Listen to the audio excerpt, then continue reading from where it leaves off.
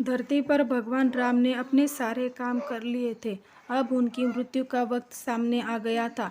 ऐसे में यमराज ने एक साधु का रूप लिया और राम के नगर पहुंच गए और राम के महल पहुंचे और उनसे मिलने का वक्त तय किया।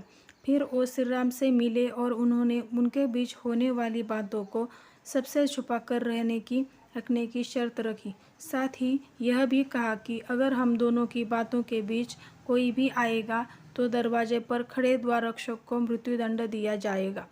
श्री राम ने साधु रूप धारण किए, यमराज की बात मान ली और हनुमान जी के न रहने के कारण राम ने भाई लक्ष्मण को द्वारपाल बना दिया। फिर यमराज अपने असली रूप में आए और बोले, भगवान आपका पृथ्वी पर जीवन पूरा हो चुका है, अब आपका अपने लौटने का वक्त आ गया है।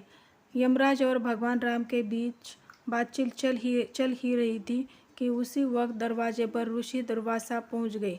उन्होंने लक्ष्मण को दरवाजे से हटने को कहा और अंदर जाने की जिद पर अड़ गए। लक्ष्मण ने मना किया तो वह श्री राम को श्राप देने की बात करने लगे। लक्ष्मण काफ़ी परेशान हो गए। अगर श्री राम की बात नहीं मानी तो उन्हें मरना होगा और अगर ऋषि की बात नहीं मानी तो श्री राम को श्राप लगेगा।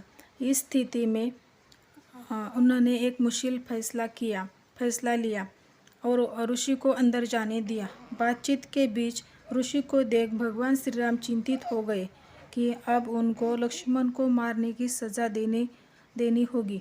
ऐसे में भगवान राम ने लक्ष्मण को नगर से निकाल दिया। लक्ष्मण ने अपने भाई के वादे को निभाने के लिए सरयू नदी में जाकर जल समाधि ले ली। लक्ष्मण के बारे में जानने के बाद राम बहुत दुखी हुए। फिर भगवान श्री राम ने भी जल समाधि लेने का फैसला किया। श्री राम भी सरयू नदी में जल समाधि लेने के निकल पड़े। उस वक्त वहाँ भरत, शत्रुघ्न, हनुमान, सुग्रीव और जामवंत भी मौजूद थे। देखते ही देखते भगवान श्री राम सरयू नदी में समा गए। कुछ ही देर बाद नदी के अंदर से भगवान अपने विष्णु रूप में सबके सामने प्रकट हुए। उन्होंने अपने भक्तों समेत वहां मौजूद हर किसी को दर्शन दिए। इस तरह भगवान राम धरती पर अपने जीवन को पूरा कर स्वर्ग लौट गए।